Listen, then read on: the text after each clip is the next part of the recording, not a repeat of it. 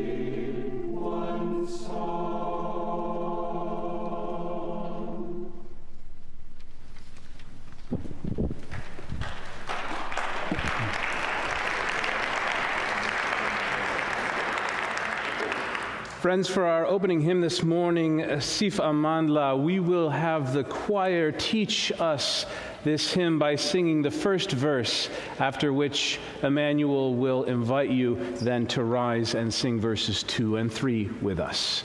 Let us sing together.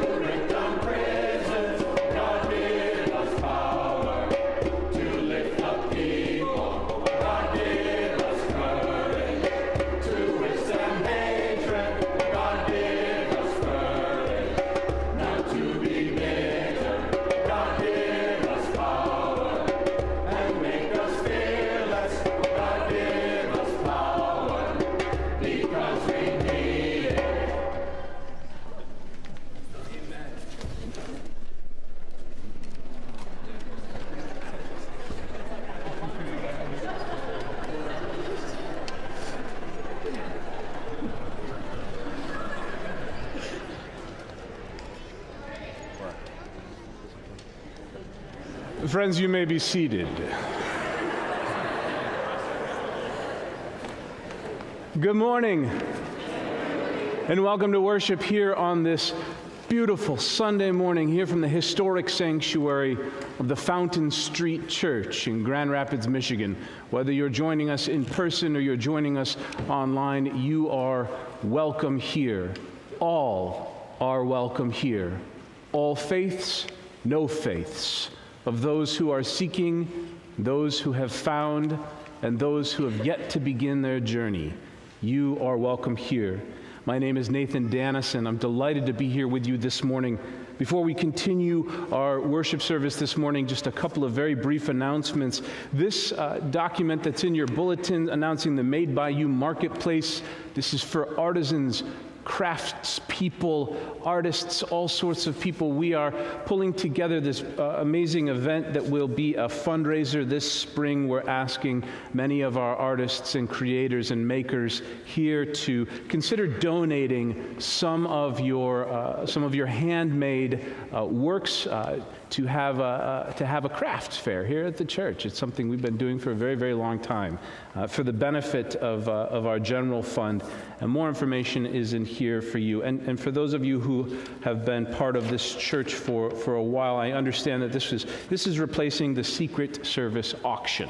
So if you're familiar with that event, that's what this is. It's been given a new name. Today's flowers on the pulpit were given in memory of Harry Clay from his wife Suzanne, and I want to thank them for that beautiful arrangement. Finally, I want to let you all know that the color districts have been restarted and reignited, and Bev has done some amazing work to get some information and sign-up sheets in the social hall following church today as well. So please take a look at that and figure out which color district you are in. I think I'm in red. I'm not sure. I'm out in the middle of nowhere, so we'll have to take a better look at the map and see which district I'm in. But that's an important way to connect with one another as well and learn who lives in your neighborhood. It's good to know. This is a church that has pursued relentlessly the discipline and practice of peace as we seek together to discover what it is we're willing to live for. And so we begin our worship service today with a powerful and holy word of peace. I will offer this word to you. You may return it to me, and then I'll encourage you to offer words of peace and greeting to one another. Friends, may peace be with you. Let's go ahead and greet one another with words of peace.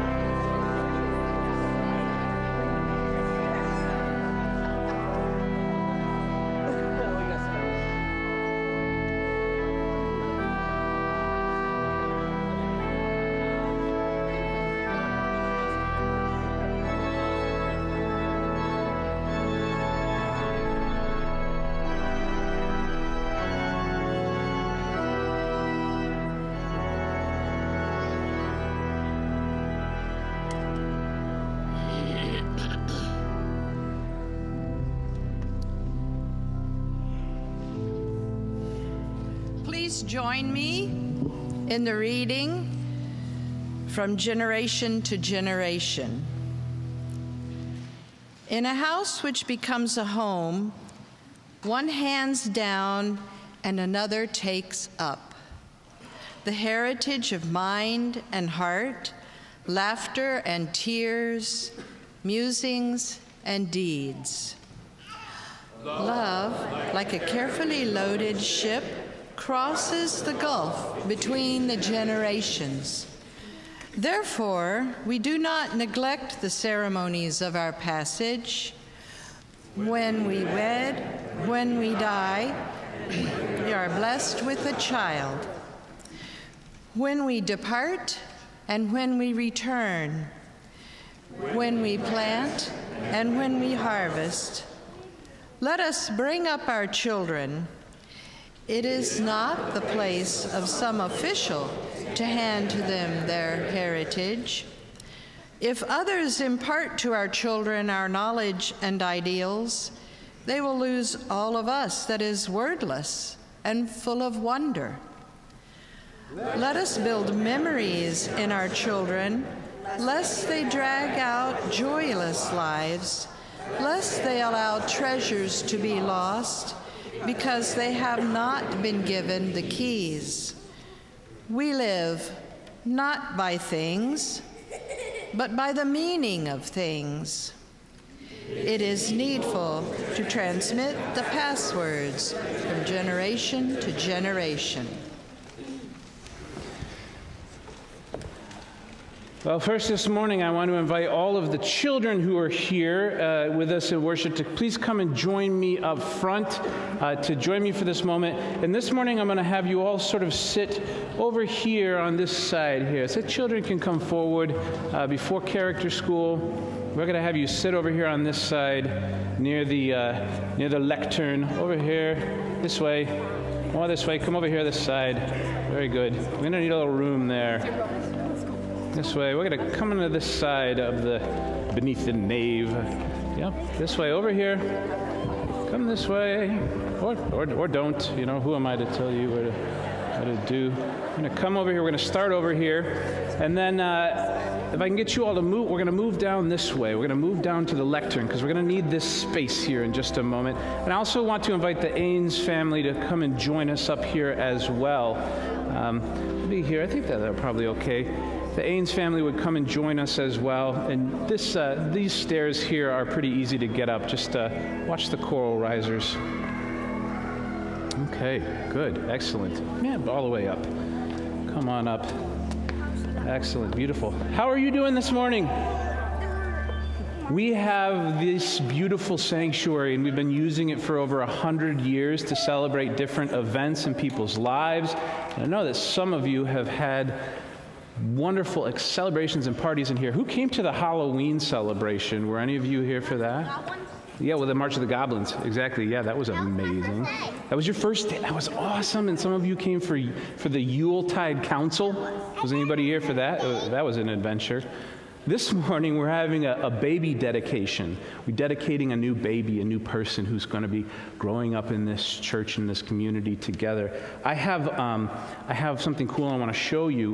We've always, for the last 30 years, we've tried to come up with a way for kids and adults to put their own thumbprint on these dedications. And so we're working on that together. And so today you may hear some special words that are important to the family, and you'll hear some special words that are important to the church. Some of the words that we'll be saying together and hearing together today were written by folks with names like David Rankin and Duncan Littlefair, and the blessing was written by Nuria Love Parrish and other people in the life of this church. And sometimes I wear cufflinks. You know cufflinks? See, this helps my sleeves stay together. Cufflinks.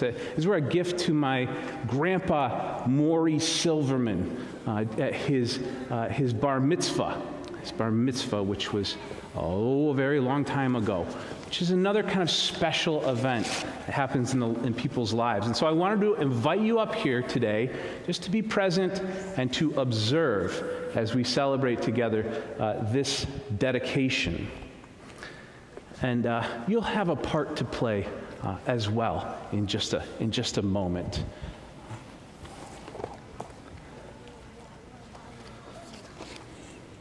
And so then, Lauren and Seth and the Ains family, do you as parents and godparents promise to nurture this child according to the best that is within you? If so, please say, we do. We do. Then let us receive your child's name and confirm your dedication as parents and pledge the protection of our church community.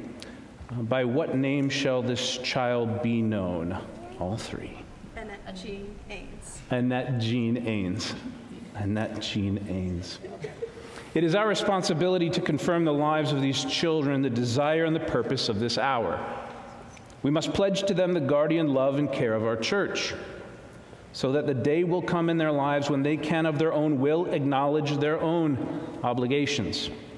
And so, members and friends of the Fountain Street Church, if it is your intent to welcome this child into the life of this congregation, please join me in the pledge and blessing that is printed in your bulletin. Let us speak it together. We pledge to this child, Annette Jean Ains, the guardian love and care of our church.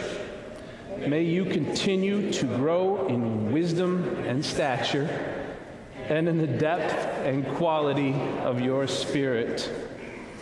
All right, now, guys and gals from the character school and little ones, it's your turn, okay? Listen up, listen up, listen up. Do you, the children of Fountain Street Church, do you pledge your support to little Annette? Will you, good, yes, excellent. Will you welcome them? Will you play with them? Will you learn with them? Will you support them? Okay. Let's just say it. If you say so, let's all say together, we will, okay? 1, 2, 3. We will. Good. Excellent. Wonderful. Thank you. And now, to the family. Lauren and Seth, you desire to have this child baptized into the faith and family of Jesus Christ. If so, please say, we do. We do. To Seth and Cody, and to Stephanie and Lauren, and to the family members here as well. Will you encourage this child to renounce the powers of evil? Will you help them celebrate the mission of the church, grow in their faith? If so, please say, we will. We will. Hi, I'll take that, baby. Come here, sweetie. Hi, Boo-Boo Bear. Oh my God, you're adorable. Annette Jean Ains. Annette Jean Ains of St. Joan of Arc, I baptize thee in the name of the Father, and of the Son, and of the Holy Spirit, one God, Mother of us all. Amen. Thank you. She did so good. Okay. And then to all who are present today, receive this benediction. May you learn to be gentle. May you respect yourselves. May you envy none. May you win no victory that harms either yourself or others. May you give sympathy to all to lessen the tides of sorrow. And may you come to know the good. Friends, let us welcome Annette to our fellowship by acclamation and applause.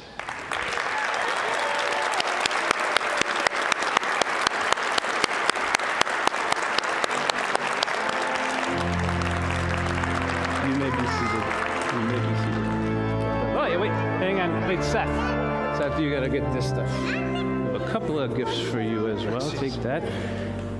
And now to our friends from Character School, you have some very important work to do.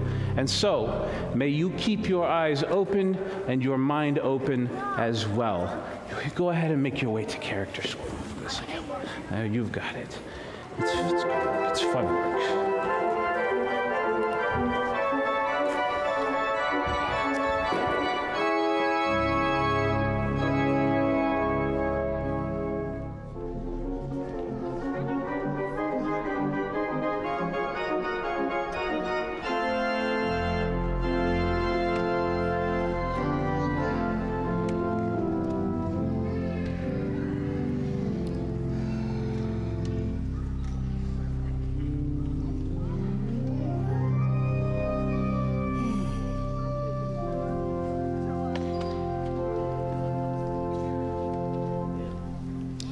Good morning. I am not Chip Wall. My name's Meredith Bradley. I'm filling in for Chip, who is not feeling well. I'm here to read our second reading from Psalm 48.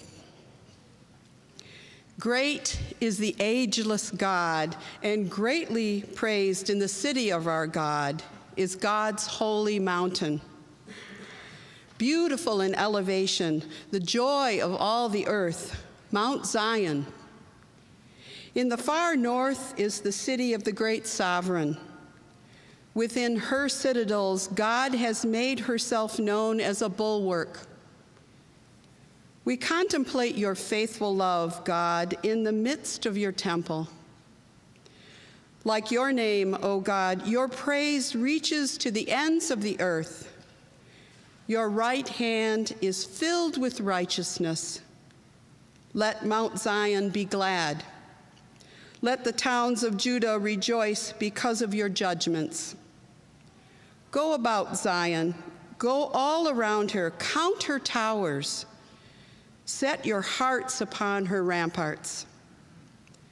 Go through her citadels, that you may recount to the next generation, for this is our God forever and ever. She will be our guide until we die.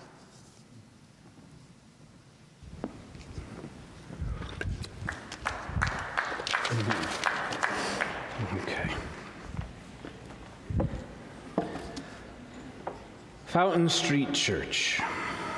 8 generations to get here.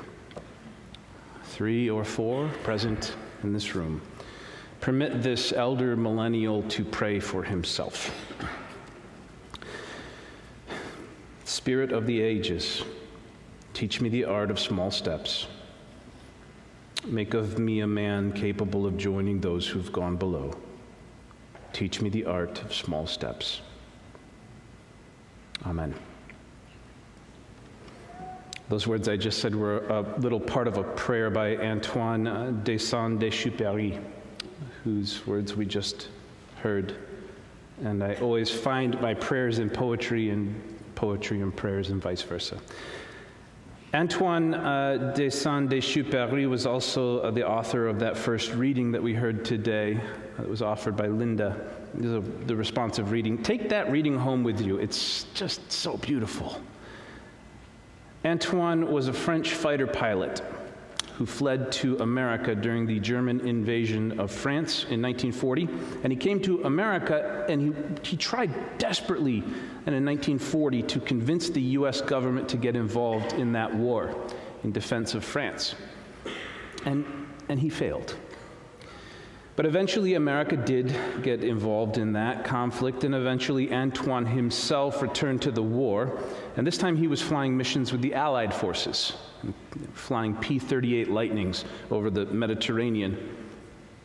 And he was desperately fighting to liberate his home nation of France from the fascists. And he was a hero. But even while fighting in and eventually succumbing to that terrible war, in the midst of that, he wrote a children's book, Le Petit Prince, known in English as The Little Prince. The Little Prince. I know a lot of you probably read The Little Prince growing up. You had it read to you, maybe. It's about a young prince from another planet who visits Earth, and he's teaching a stranded pilot about the importance of love and friendship and seeing the world with the heart and not just the eyes. Quote, "And now here is my secret, a very simple secret. It is only with the heart that one can see rightly. What is essential is invisible to the eye." End quote. Wow. Our values, our ideals for which we are willing to suffer and sacrifice and also to live for, these values are translated into everything that we do. And so it is no surprise to me that some of the greatest women and men, the bravest human beings who have ever lived, wrote books for children. That's my first point. It's possible to translate our deepest values into pedagogy. It's something that we can give to our children and our descendants. It is possible to do this. And now let us travel from France then all the way around the world to Japan. Just outside a tiny village of Aniyoshi, Japan, there's an old stone that's nestled among the thick undergrowth on a hill. And carved into that stone is an ancient warning from the 14th century. The stone on that hillside in Japan bears the words, "If you value your lives, do not build your homes below this point." The people of Aniyoshi have always heeded the words on that stone carefully, and it was obviously placed there by some anonymous ancestor. And the people in Aniyoshi are fishermen. It's a seaside village. It would be easier for them to build their homes down near the beach, but they don't because of the stone. So they build above that stone on the mountain. They have to walk down those worn hillsides to reach their boats every day, and they never built homes below that ominous old stone. And then on March 11th, 2011, when a 9.0 magnitude earthquake struck off the coast of Japan, a massive tsunami roared toward their village, and the waves of that tsunami stopped just short of that ancient stone, the ocean water kissing those words. These so-called tsunami stones, they dot the countryside of Japan, where some villages heed their warnings and others do not. They're a special protection. They're given from one generation to the next, and some people follow these ancient prescriptions even sometimes when they don't understand what they mean. And that's my second point. That our ancestors have tried to teach us something important, even if we don't totally understand what they're trying to teach us. And a lot of the time, we just call that stuff religion. I've never been to Winchester, England. I've never laid eyes on the Winchester Cathedral. I know a little bit about it, though. I know it's the longest medieval cathedral in the world. It's 170 meters long. It may be 3 times deeper than the length of this room. But another thing that I know is that the Winchester Cathedral it took a very long time to build. That cathedral, it took about 4 years, maybe, to build this place, okay? The Winchester Cathedral took 500 years to build. 500 years! That's twice as long as it took America to invent democracy for itself. Give it a try and start to call it a day, I guess. So, 500 years is a long time, all right? It took 35 generations of construction workers to put that place together. And the builders had to communicate with each other from generation to generation across spans of time and history that are incomprehensible to us. And by God, they did it. They scratched measurements and figures into the stones of that place. And they had to. They carved sacred geometry into the stones. But they couldn't use language, written words, because the English language as we know it hadn't been invented yet. And even if it had, it wouldn't last long enough. When they began that project, it was around the year 1070. Many of the workers on that project spoke Old English, and some of them even spoke Old Norse. The Norman conquest had just gotten kicked off. There were still Viking raids taking place. And by the time they finished, around 1580, they'd gone through 2 whole changes of language. Chaucer had come and gone. Shakespeare had come and gone. And so names like Vermund and Lefteg became names like William and Edward. That's my third point. Sometimes simply writing things down in plain English isn't up to the task. Not if we're trying to build something really important and durable. The last church history project that I did before this one was at St. John's Church. It's a beautiful little church over on the west side of town. And they started that thing up in about 1880. They were splitters from Emmanuel Lutheran up the hill. Differences over drinking beer and fraternal organizations. But it wasn't called St. John's Church in 1880. It was called Johannsker Deutsche Evangelische Likastu. For the first 50 years, everything was in German. Now, that was a hard history for me to study. I don't speak German. They didn't even start offering English language worship services until the early 1920s in that church. So old translations of interviews confirmed where they said 1920. Well, that's when the trouble started. Changed it into English. We got it sorted out. The history of that church, the secret magic that was there in the operating manuals written in German was this. It was that the church had always been a church of about 50 different families, about 150 people worshiping together. They didn't have a great golden age with thousands of members in the past. No special golden past with some towering minister. And the story of that church was the story of a group of about 150 people working together for their common good. That's what I do. My work is just blowing the dust off old manuals. And this is not just a infatuation or like a hobby or something. One time in Kalamazoo, we bought a house that was built in 1864. And I was trying to fix some of the joinery in one of these old bay windows, and my friend, who's a carpenter, couldn't do it, and he told me the last repairman who knew how to fix that died before our parents were born. So that window sat there broken. What do we owe the future generations? We're not just tenants in somebody else's house, no. This is your house, but it will be their house someday. It'll belong to our kids, our descendants. But we got something we need to tell them, and we don't know if we're gonna be here to explain ourselves. That's why they've got to understand it, and then we've got to figure out how to explain it in ways that are durable and that transcend the limits of our current language. Now, I think that you've got three things. I think you've got three tools that you need to care for with intense focus for their benefit.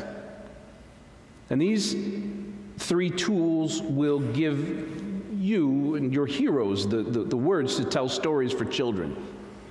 The tools will carve prophecies into stones that will prevent catastrophes. We can set them in the cliff sides. These are the three things. First, you have the foundation. The foundation, the endowment of this church. This was established by your ancestors in the early 1950s. It's a tool that's used to cast resources out over the horizon of our own lives. The foundation isn't ours, just like it wasn't theirs, really. It belongs to future generations. Now, I'm of the professional opinion that you should do everything in your power to grow that endowment from $5 million, where it is today, to about $10 million. And then that's based on a lot of boring math and financial projections I'm not going to get into. But that foundation, the purpose of that endowment is to pay a debt that is owed to the future. The second tool that you have is this building itself. It's the walls of this place, the instrument that has been set into the walls. It's important. It tells a story. The carvings and the windows and all of this they're like the caves at Lascaux, like the Nazca lines. This is your geoglyph carved into the good earth of the Grand River Valley. The archivists can explain it to you. That's why we let the kids have the run of this place too, all right? They got to. They got to run around here because they got to know it better than we do. Someday soon they're going to be caring for it and running it. That's how it works. Do you know why the middle school youth group is called the Tower Club? Yeah, that's your homework. We'll find that out. All right. This building, the archival mythology that's stored in the stones here, from the bells of the tower to the peacocks and the cosmic Vedic symbols carved into the walls to the books in the archives. That's the second tool. And then finally, you have the third tool, you have something that's called the character school. This is the thing I'll close with today. The character school, whether you call it whatever you want, the Sunday school program here at Fountain Street Church, this is a treasure. all right? It deserves its own books and its own archives and its own website, and so we're going to create those things. The Character School is and always has been an attempt to translate the impossible values of this community, this impossible church, as Duncan called it, and the indescribable thing at the center of this hour into a gift that can be given to kids with which to shape their lives, and then to show them that this thing is also theirs to shape and pass forward. And it works. It's a miracle. It works, but it does. There's some graduates of the Character School here today, I'm sure, probably. Any in this room, are there any products of the Fountain Club or the Character School? Can you clap or holler or something? Just make some noise so we can hear you. Yeah. Wow. Okay. That program produces some damn fine human beings, as my dad would say. Okay, a little history. Here was the problem, and I'm going to try to make this problem as simple and straightforward as possible. The problem in religious education at Fountain Street Church, really from about 1890 until about the 1940s, was essentially this. The pulpit and the preaching, and the position of the adult worship experience was based in metaphysics, but in science and reason and art and social justice and process thinking and the lived experiences and radical diversity of these curious people. We talked about all this. I covered this ground. But meanwhile, in the Sunday school classroom, you had children memorizing Bible verses and counting the animals on Noah's Ark, making macaroni Jesuses and stuff. I don't know. I have to imagine that probably led to some awkward car rides home. Yeah. It wasn't going to work. It wasn't going to fly. So over the course of about 20 years, folks, they chiseled away at this problem, and they started working on it before Duncan arrived in 1943. I fire the starter pistol for this in about 1939, but that's just my read on history. Many people tried a whole hell of a lot of different things to try to bring the convictions of this place into the classrooms of the schoolhouse. Groups of adults from this church on multiple occasions studied different education programs from different communities across the country. They studied the programs they were using in Unitarian Universalist churches, but also they studied Episcopal churches and Lutheran churches and all this funny little upstart denomination called the United Church of Christ. And then in 1948, about 4 years after he started his ministry here at Fountain Street, Reverend Duncan Littlefair hired Reverend Britt Hauserman to come and lend a hand. Now, Duncan knew Britt from his days preaching over at Kenilworth Church near Chicago. And Hauserman was himself a graduate of Chicago, but also from Oberlin, and he came and he started this youth group here called the Fountain Club. The program was focused on connecting high school students with service projects. And it was heaps of fun. And Britt worked on it for about 4 years until he moved to Cleveland to become a counselor. And the Fountain Club was a miracle of democracy, this thing. It's mostly high school students, but the students ran the thing themselves. They developed their own values. It said to enable each young person to become an individual, to present each young person with creative understanding of their own personality, to give each young person accurate guidance in preparing for work in which they'll make the greatest contribution to the world, and then to help each individual young person build a workable philosophy of life.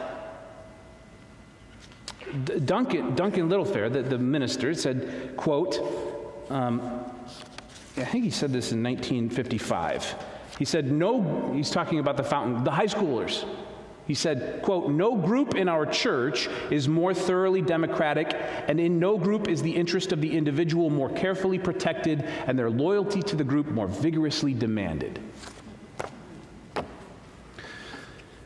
The Fountain Club selected the yin-yang as their sort of symbol or emblem. You can go see the mural that was painted by Tony Kroos up there in the current Fountain Club room.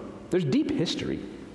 And then meanwhile, while this was happening, you had Reverend Verdi Russer developing this religious education program for the younger kids. Okay.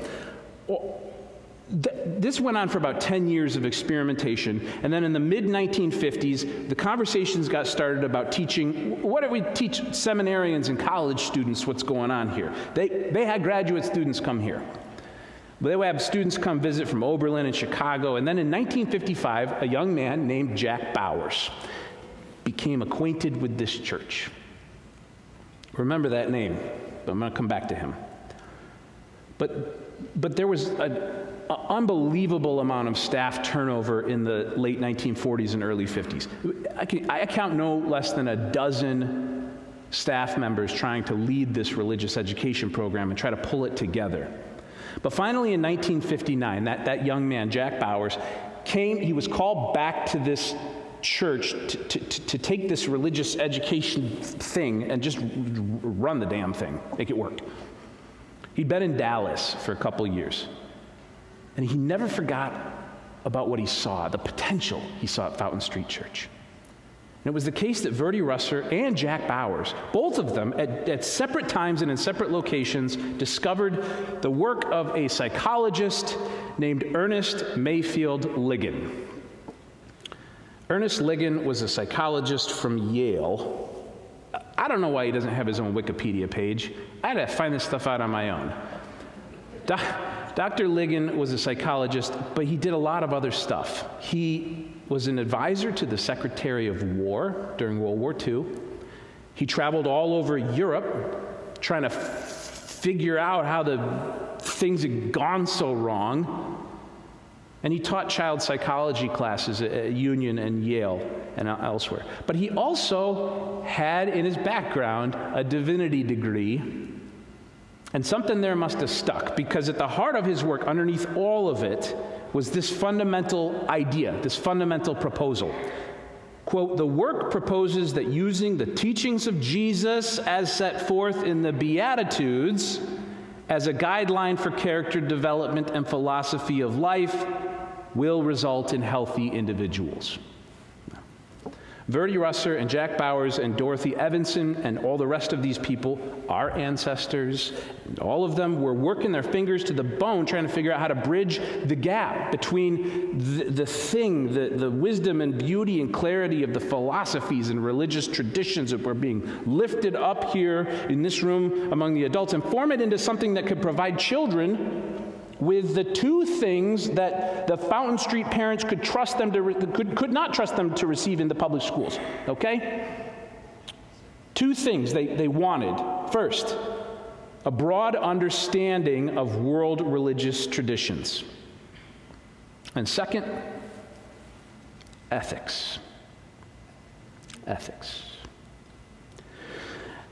Now, I don't mean to say that children don't learn how to behave ethically in school, okay? That's not what I'm talking about. I'm talking about ethics as a discipline unto itself, if ethics as a field of study for children, treated as we treat mathematics or English or history or phys ed or anything else. I know why it mattered to Ligon and Littlefair, because so fresh was their memory of the World War II. And that war against fascism that almost consumed the planet. And to Verdi Russer and Dorothy Evanson and Jack Bowers, seeing something beautiful and somehow both complicated in religious thought and behavior, this mystical wisdom from the ancestors. They saw the stone sitting there on the mountainside, and they had seen the destructive power of the tsunami. And all of them together helped bring life, something that ultimately came to be known as the Character School. The Character School exists at the intersection of an education in comparative religion and ethics. That's it. That's the idea. I'm not going to overcomplicate it. The Fountain Club and the Character School are the tools that we can use to plant this sacred grove that will outlive you in this church room right now. Wisdom is planting trees beneath whose shade we may never sit. I'm going to do this thing because we owe it to them. We owe it to them. And we're off to a really good start. You've got Katie Mitchell, and a better character school director you could not hope for. Katie it's like she stepped out of the history of that program in this book. She stands right where Jack Bowers and Dorothy Evanson stood. And you got Todd and Patty Johnson, Lydia Stubbs, so many people here who taught and volunteered and graduated yourselves from the character school. You're here, you remember, and I know that you remember, and if you don't, I'll pull it out of you. God help me. That's because those memories are the operating manual, folks. Evie, I just talked to Evie Bowers this week on the phone. Evie was Jack Bowers' wife. We spoke about this stuff. Evie gets it. What a saint that woman is. We have a few curricula here that we're already trained for that are near at hand. These are things that can't be found anywhere else in this city, okay? You have the OWL program. Some of you know what the OWL program is. It's a curriculum, it's an acronym for Our Whole Lives. It's a program of comprehensive whole life sex education. Positive education based in science instead of fear and superstition. And there's quite a few educators here trained in that program. We got hundreds of kids in this city who don't have access to that information. And we can avail ourselves of the global religious education programs that are even now working in churches around this country. We've got the Kaufman Institute here in town. Just down the road in Kalamazoo, there's the People's Church in Kalamazoo has a global religious ed program. It's better than anything I've seen anywhere. It's amazing. That program could have saved me 2 years of study in comparative religion in college. But we got to get our heads wrapped around the ethics curriculum piece. That's what's meant by this word character, this character school. It's the study of ethics at every age. And that is where I'm going to need your help, and Katie's going to need your help, and the kids are going to need your help. Will you help with this thing? This thing, rebuilding this thing, getting this thing going, this character school. We've got to. The need has never been greater. The need has never been greater. The warning signs are everywhere. Tsunami warnings. The ancient stones are up there on the hillside. They've got moss growing over them. We got to cut the weeds back a bit, shine them up. This means stepping into the river of history again for you. It means building something. It ain't easy because, also, these kids are, Fountain Street kids are, they're really, really smart. They just are. But we can do it. I know that we can do it. You can do it. We can do it together. I read it in the operating manual. You've done it before, and you could do it again. All right, so here's to the future. Here's to the character school. What a miracle. And here's to another century of this impossible church. Amen? Amen.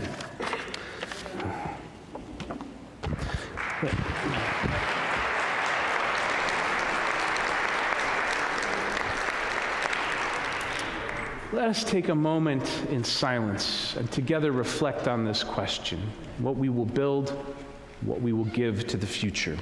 Let us meditate on these things together in silence.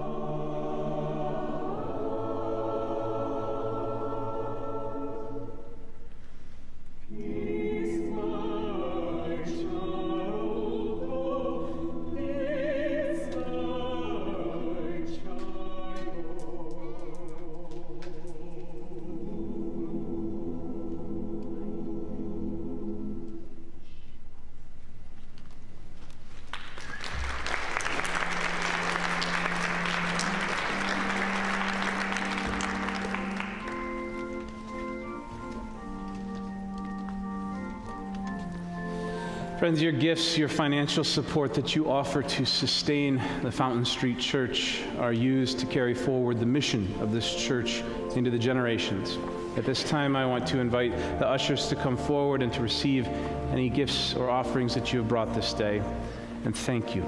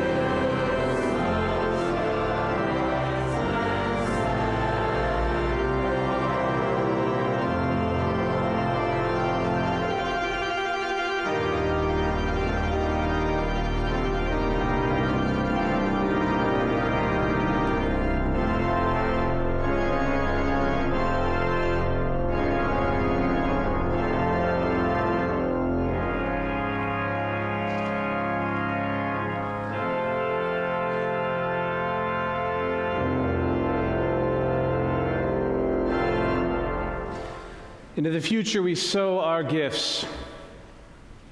We stand committed for their inheritance and for our hope. So may it be. Let's join together in singing our closing hymn, number 295, Praises for the Journey.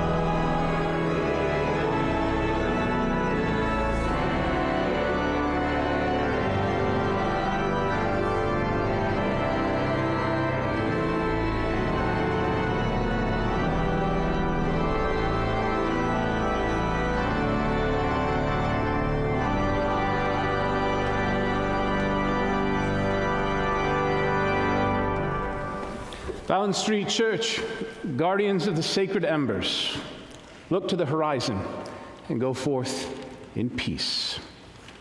Amen. I am going to grab our coats. What is happening? Yes. What is happening? If it is happening.